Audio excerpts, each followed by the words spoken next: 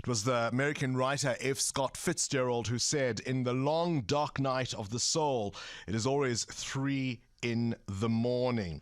To torture that metaphor further, is this year's bout of load shedding the worst that we have on record? That proverbial darkness before dawn? Well, last week the Public Enterprises Minister Pravin Gordhan announced a new board for Eskom. Once regarded among the best in the world, the embattled utility now presents a very grave threat and is a strong reason for the slowed growth of this economy. I mean, just last year, the Bureau for Economic Research said we'd lost 3% of GDP because of load shedding. So one shudders to think what that will look like for 2022. So are all these the president's men, the last legion, if you will, or the watchmen of the apocalypse? Mpho Makwana is the new chairperson of the Eskom board and joins us now. And thank you so much for your time this morning. Thank you so much, Bongani. Good morning to you and 702 listeners. For the benefit of our listeners, and I suppose myself as well, let me ask you the first question. How does an appointment like this work? I mean, do you get a call from Pravin Gordhan? And what is it that made you say yes when others said no? Thank you so much. So, firstly, I've always been part of the DPE circle of SOCs since 2018. I've been chair of the forestry company Safco. So I get to, in that capacity, I've been interacting with the DPE regularly in terms of our regular reporting. That SOC was also a turnaround challenge.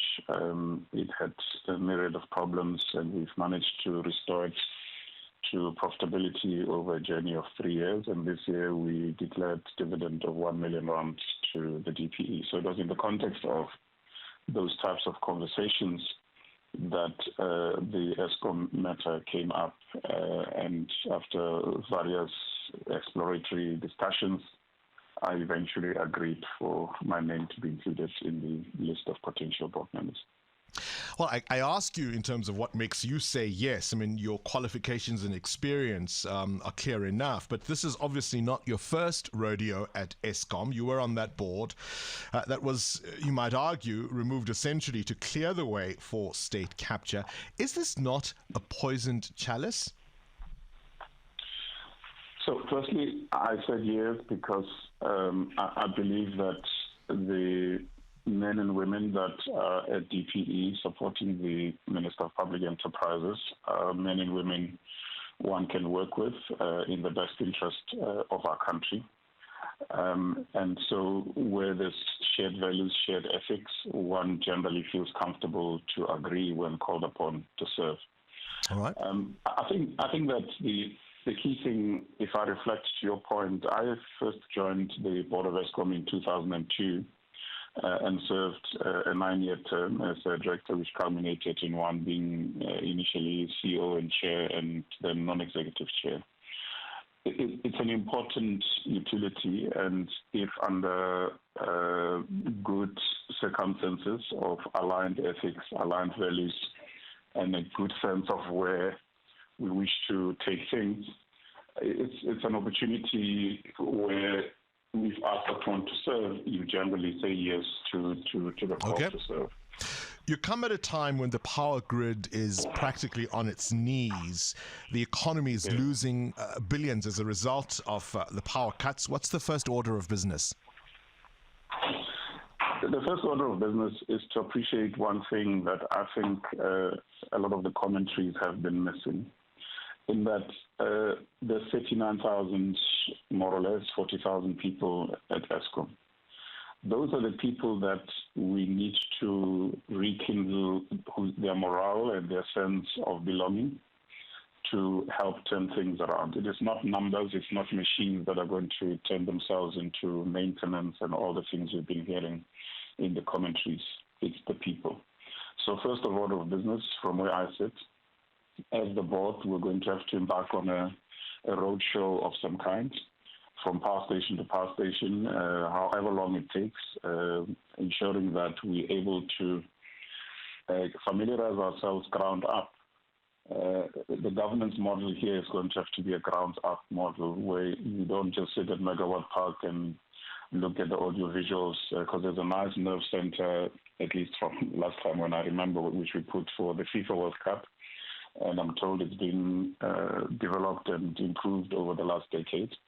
So you're able at Megawatt Park to see where each power station is at, but that's not how you monitor. The first load shedding in 2008 taught us that you've got to physically have management go down to see the stockpiles, to see all they need to see on the ground. So from where I sit as a board, we're going to have to, as part of our induction, ensure that we engage our power station managers and their teams and really understand where they are. Also important to remember that in the midst of all these batterings, whether people call them Eskom, call them whatever names they've been calling, they have been loyally, diligently serving their country, trying to keep the lights on without incentives, without any bonuses. Eskom employees haven't had fair increases or bonuses in the last 4 or so years. So we first have to reconnect at that level. Secondly, remember that in 2001, Eskom was the power utility of the year. So the thing that made Eskom the power utility of the year in 2001, and certainly shows you how things can deteriorate very quickly, is for us to go back to those matrices that makes a power utility to become a power utility of that stature, and then start benchmarking our performance from the power stations, transmission teams, distribution teams, to make sure that you build a well-defined high-performance culture. And that's not to say it has not been done. I've already sat with the CEO and I've seen the sort of management reports that he's been sharing with the board. And certainly the discipline is there around that. So ours is just to put on the accelerator in the right direction of rebuilding a high-performance culture. There have been calls for this executive team to be replaced. I mean, ultimately, whether you do a roadshow, have, if you might call it, a pep talk with the workers, ultimately, are you not going to be pouring new wine into old skins? So I have a clear discipline whenever I've been called upon to lead an entity that needs a turnaround. The danger for any board is to fall into the outcry. Our duty is to firstly take an objective look of where things are, and then set performance agreements with everybody, and then based on those new performance agreements, objectively run our own processes of who gets to be retained or not retained based on delivered performance. So I think that's the first thing. So my appeal to the people of South Africa is, I know it's painful. I also get load shedding in my own home and among my own relatives, so I'm not immune from this. But let's let facts and figures dictate how we turn the place around. It certainly can be turned around. And we need to be given space as the board to familiarize ourselves with the utility and ensure that we deliver against the hopes and aspirations. Okay. I must also, on this note, Bongani, thank many South Africans who gave me all manner of calls, all manner of emails, WhatsApps, telling us that we carry their hopes, wishing us well in this tough assignment. And we will do our best. I was saying to people that we'll give it our best, honorable best. All right, let me ask you a question. You come into this position wearing a number of hats, including, of course, interests in the renewables sector. Does that not present a conflict of interest? I don't have interest in the renewable sector. I think it's the problem of perhaps poor information or not reading. I, indeed, in 2011, used to be an investor in the then Biotherm Energy. In 2019, 19, thereabouts, just before the pandemic, after 9+ years as an IPP investor, I sold my interests. And in fact, the interest that I had moved from the one platform to another platform. They are in a platform company called Terraform. And so the company that I used to be independent non-executive director of, which is BTE Renewables, I have since stepped down when the news broke of my appointment. So you no longer have interests in BTE Renewables? No, I'm no longer an independent director of BTE Renewables, so I have no commercial interest in any IPP. What about Nedbank and the connections there? Of course, they are going to be leading the market in terms of renewable energy funding. Aren't there interests that could raise an eyebrow there? No, there are no conflicts. As a matter of course, in any board, as and when these matters are discussed, there are company secretaries that assess whether any director is conflicted. Before these matters are discussed, there's an item called declaration of interest. You declare your interest. So as far as the banking sector is concerned, currently with Nedbank, I have no conflicts to worry about. To the extent that moving forward, when Eskom restructures its debt and starts approaching the banks, at that point, my 12-year term at Nedbank would have concluded by May 2023. So in the balance of my term of 7.5 to 8 months, I really don't foresee any conflict whatsoever. What do you make of reports of alleged sabotage at Eskom for political considerations? I mean, your CEO says his car was bugged. Then there may now be concerns for his safety. So there is some form of concerns around sabotage. I don't think it's purely political. It is also early days for me to pronounce authoritatively on this matter, but the initial briefings suggest there's all manner of infestation of corrupt practices in certain power stations. I've heard you on this, I'm a regular listener, so I've heard you a few times use the expression monkey see, monkey do. So there has been certain elements within the utility in the supply chain areas that from the painful years of state capture perhaps have perpetuated certain practices that occasionally trigger incidents that creates power stations to trip or to fall short of supply. But quite honestly, this matter is quite complex. From an initial board briefing yesterday, we understand that Eskom is working very closely with the various arms of law enforcement. We will, through the support of the Public Enterprise Ministry, be introduced on a greet and meet basis to all the key enforcement agencies that are involved in this matter. And perhaps as a matter of course, as we start having regular briefings with yourselves as members of media, we will then have better facts in our hands to then truly take you through the comprehensive picture. But the initial briefing tell me that it's not all about political sabotage. There's a broader corrosive element that is being dealt with here. Your thoughts on privatization?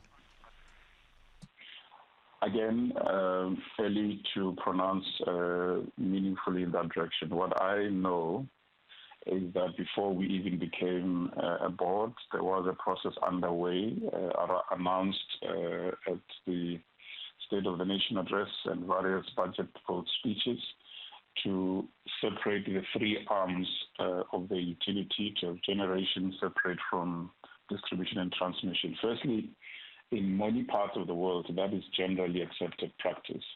Because once you do so, and the IPPs, talking of IPPs, have also been lamenting this.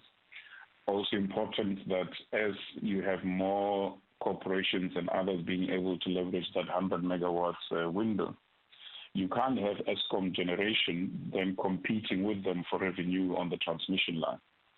So, separation checks and balances suggest you do need an independent transmission company where everybody buys space on the line to transmit power and therefore compete fairly against a fair regulation model. So there's going to be certainly a change in how the regulatory framework works. I can't speak for the regulator, but certainly the implication is that it's going to have to happen.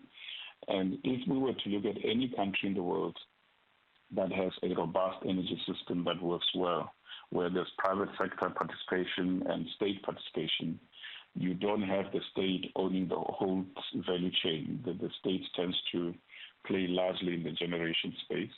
The distribution chain is also a different player generally elsewhere in the world. So that is a journey that we will walk with the shareholder ministry and government as we start to familiarize ourselves with where the priorities are from a South African point of view. Yeah. The other important fact, with your indulgence, the other important fact that we need to put in early on in this conversation, the one thing we should always, as we comment on these things, remember, South Africa, with its 40-something megawatts capacity, has a challenge in that the nearest neighbor, none of them can generate even up to 10 to 15% of that capacity. Whereas if South Africa was in Europe, you would find that you've got European neighbors within reasonable kilometer that sometimes have the same or 2 times or 3 times your own capacity. So if we make examples, if Germany were suffering from load shedding, they could wheel power from their neighbors, from France, from the UK and other who have huge capacity. We don't have that benefit. So part of why we suffer as we do is because we don't have the benefit of strong neighbors in terms of generation capacity that we can go for support from. And that's an equation that the SADC power block needs to reflect on from time to time in terms of how can our neighbors increase their own capacity over time so that occasionally we can also wheel power from them. All right. Look, I think it's important this to be understood up front as we start this journey. All right. I hope this is the first of many more conversations, and congratulations on your appointment. We wish you and the team all the success. I think the whole country needs you to succeed, and let us also hope that you are given the space by the shareholder to be able to implement the decisions and the strategies that you want to, you want this executive team to lead with going forward. I appreciate your time. Mpho Makwana, the new chairperson of the Eskom board. Current events, developing stories, tough questions, your voice making a difference. This is Breakfast with Bongani Bingwa.